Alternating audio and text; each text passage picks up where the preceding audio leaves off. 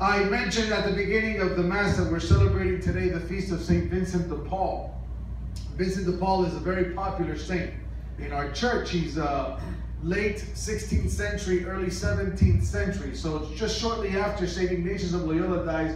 To put it in context, shortly after Ignatius of Loyola dies in 1556, maybe 5 years or so, 5 or 6 years after Ignatius dies, St. Vincent de Paul is born. And he's born in France and grows up in France, lives his whole life in France, and is one of, I believe, 10 children. He's decides to enter the seminary at a very early life. As a matter of fact, I was reading this morning his biography, and it mentioned that he was ordained when he was just 19 years old. After he's being ordained at 19 years of age, he was assigned a parish, but then was asked to leave the parish because according to canon law, they weren't allowed to have parishes, or they weren't allowed to exercise their priesthood until they were 24 years old. So the fact is that from a very early age, he was committed to the church and to serving God.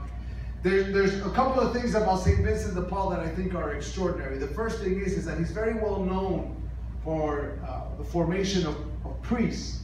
As a matter of fact, it's the reason why they call St. Vincent de Paul, the seminary St. Vincent de Paul.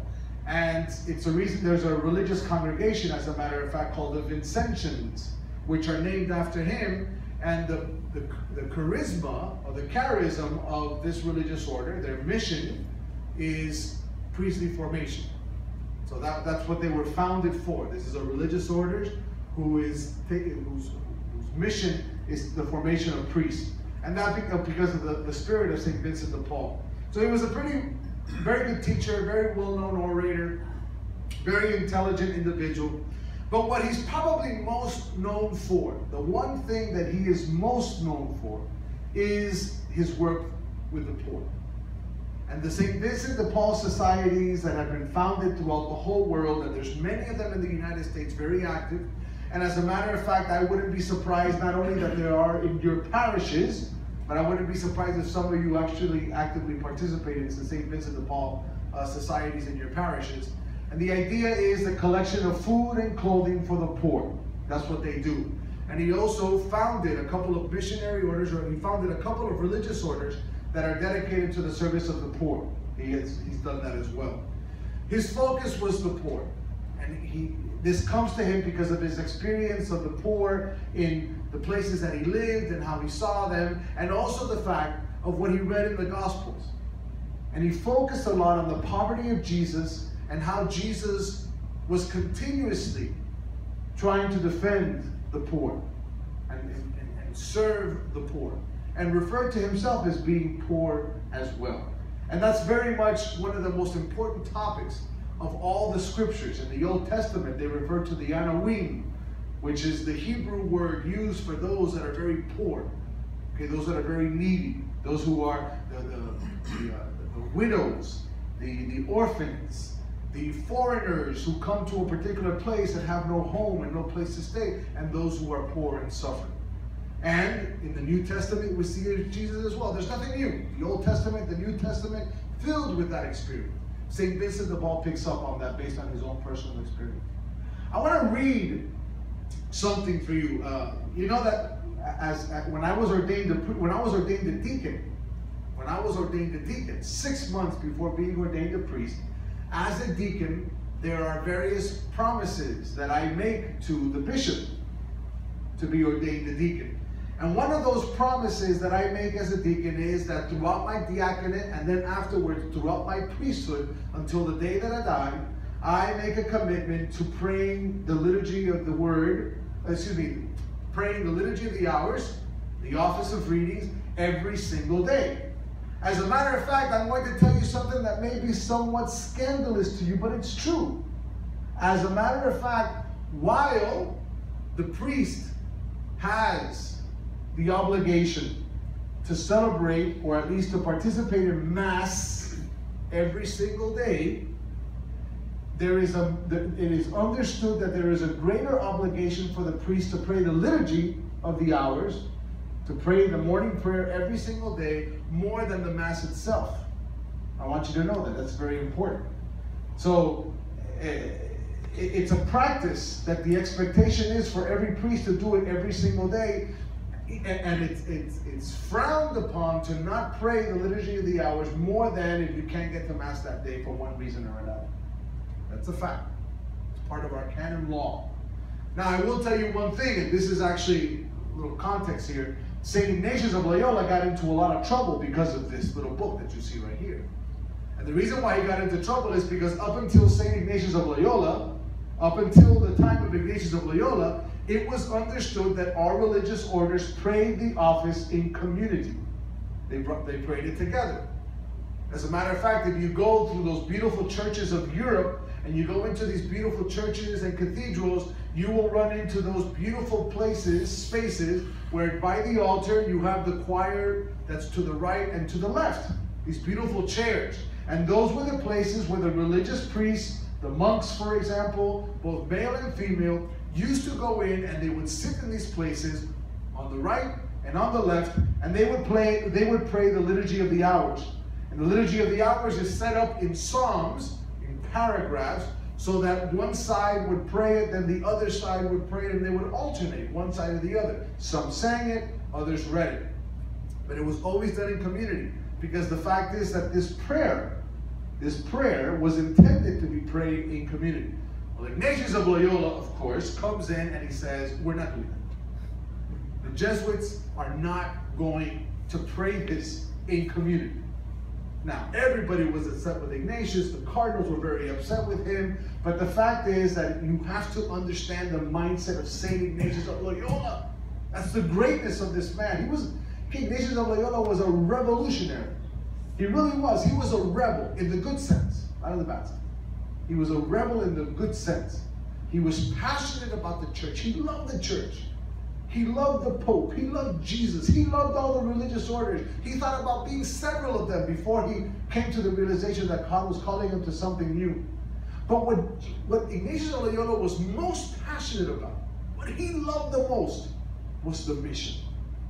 He wanted to take his Jesuits and send them throughout the whole world to preach the gospel of Jesus Christ. He was so passionate about Jesus that he wanted every man, woman, and child on every single continent, in every single country, no matter what the language, no matter what their culture, he wanted his Jesuits to bring Jesus to these people, for them to understand and to have that personal encounter with the person of Jesus Christ. That's what fueled him. And so everything that you read in the constitutions of the Society of Jesus, everything that is written for the Jesuits, every rule, every mandate, every expectation revolves around the mission. Even this, Ignatius says, perfect. The church finds it important that we pray the office every single day. We will fulfill our obligation to pray the office every single day, but we're not going to do it in community. And the reason for that is because you cannot hold a Jesuit to the obligation of praying it in community if that Jesuit has to go on mission. If you had an obligation to pray the office in community, then that means that St. Francis Xavier could not have gone to Japan and to India on his own to preach the gospel of Jesus Christ, because he'd have no community to pray the office with. There would be a limitation to the Jesuit missionary to pray the office in community. Therefore, Ignatius says, we should not be held to that obligation of community for the praying of the office, because as missionaries, we have to be ready to get up and go by ourselves, in a group, wherever, whenever the church asks us to do it. And the church agreed. And the church accepted. They understood that. So, as a priest, I pray the office every single day. And by the way, if you've never had the experience of praying the office or the Liturgy of the Hours, I strongly and highly recommend that you look into it. There's an app on your iPad or on your iPhone. It's called iBreviary, which gives you the Liturgy of the Hours on a daily basis. And I tell you that if sometimes you struggle to find how or what to pray with, this can help you. It's extraordinary. I use it every single day. Every single day. It does two things for you. It gives you what's called the office of readings. And what that is that it gives you a reading from Scripture, Old or New Testament, and then it gives you a reading from some kind of a document. Maybe it's a sermon from one of the saints. Maybe it's a document from the Second Vatican Council. Maybe it's a letter by one of the popes. Maybe it's anything to kind of help feed your prayer. And then comes the Liturgy of the Hours, morning prayer, midday prayer, night prayer, evening prayer, series of things. So, because today's the Feast of St. Vincent de Paul, the second reading of the Office of Readings is taken from a letter written by St. Vincent de Paul. And I want to read it to you. And I know that we went off on a tangent. Well, I went off on a tangent, talking about the obligations of the Jesuits and the Liturgy of the Hours, just so I thought it was good information. I want to read to you what St. Vincent de Paul writes in the 16th century. And I want you to listen very carefully, because I confess to you that there were a couple of sentences there that somewhat scandalized me. And you would think that a man of the 21st century, who has basically heard and seen it all, would be scandalized by something written by a priest in the 16th century. But I confess I was. See if you can pick it up. St. Vincent de Paul. Even though the poor are often rough and unrefined, we must not judge them from external appearances nor from the mental gifts they seem to have received. On the contrary, if you consider the poor in the light of faith, then you will observe that they are taking the place of the Son of God who chose to be poor. And by the way, when Jesus chooses to be poor, it's not simply a monetary poverty that he chose. It's just the simple fact that he went from being God to being man. That is a step down. It's poverty itself. It's an existential poverty, not simply a material poverty. Although in his passion he almost lost the appearance of a man and was considered a fool by the Gentiles and a stumbling block by the Jews, he showed them that his mission was to preach to the poor. He sent me to preach the good news to the poor. It's a quotation from Scriptures. We also ought to have this same spirit and imitate Christ's actions. That is, we must take care of the poor, console them, help them, support their cause.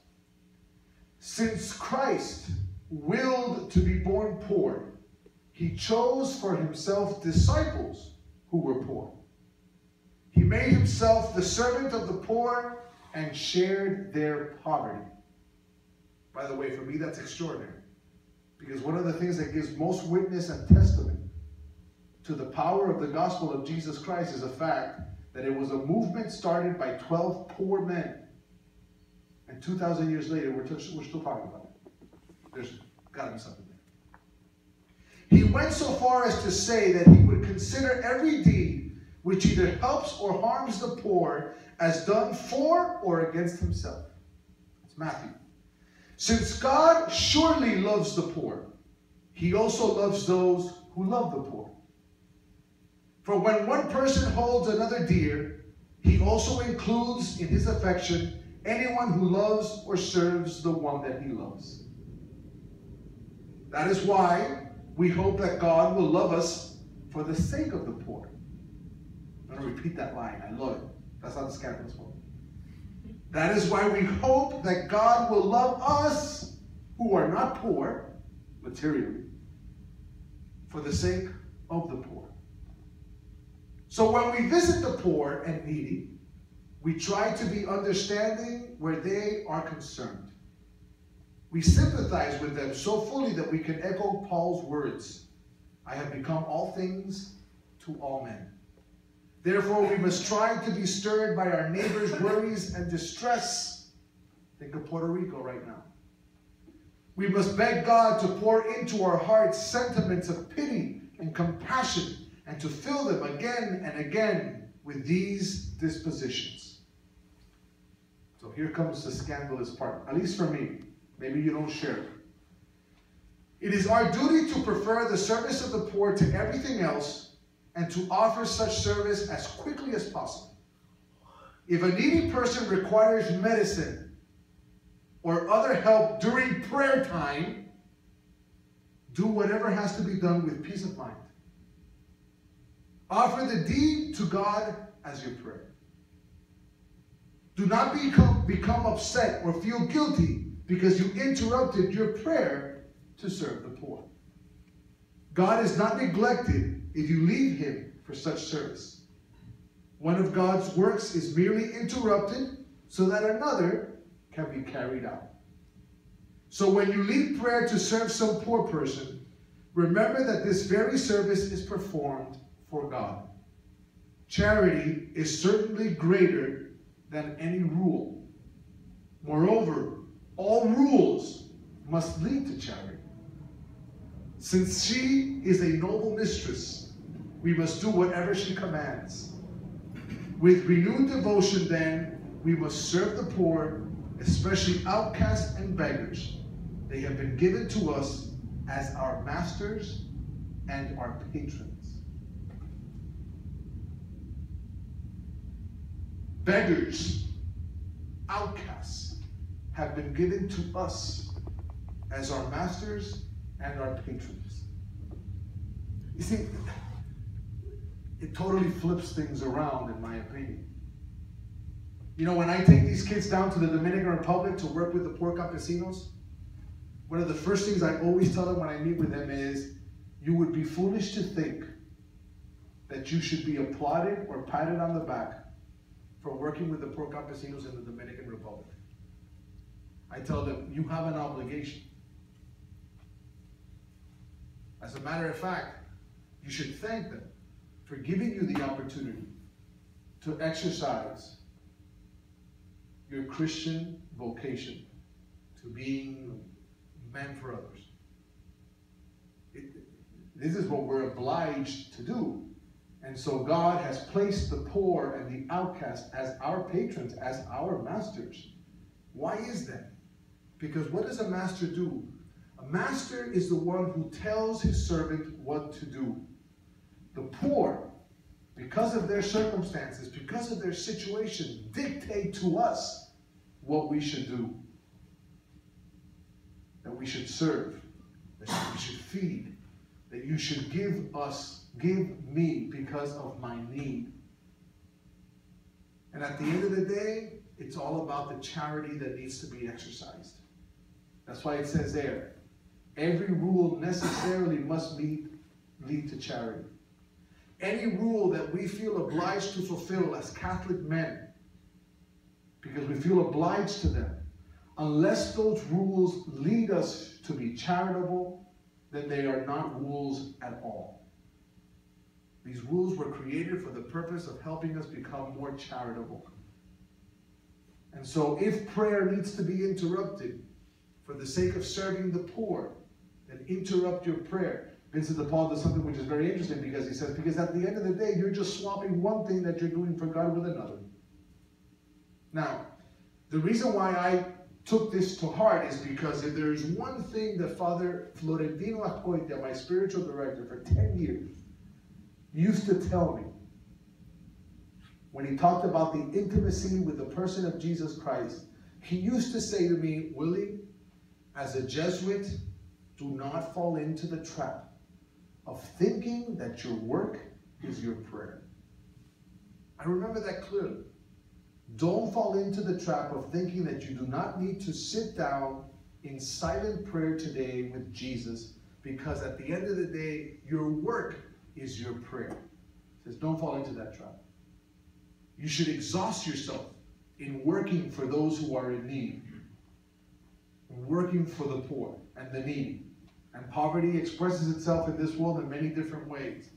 Because I can honestly tell you that I have 1,500 young men at Belén who do not go a single moment without a meal, but have a poverty of spirituality and a poverty of well, not a poverty of spirit, but a poverty in spirituality, a poverty of faith that needs to be fed. Needs to be fed. So there's a lot of kinds of poverty out there. But Acoitia used to say that intimacy with Jesus cannot be fulfilled simply with serving people, but also requires a moment where you sit down and are in communion with the Lord.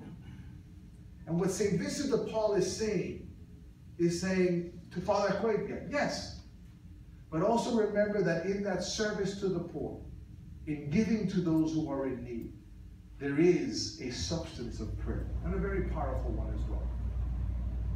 Vincent de Paul saw the poor as an opportunity to be able to experience the vocation that God has called us to. And so that's why things like the horrible situation in Puerto Rico is for us an opportunity to be able to serve God's needy and God's poor. Amen.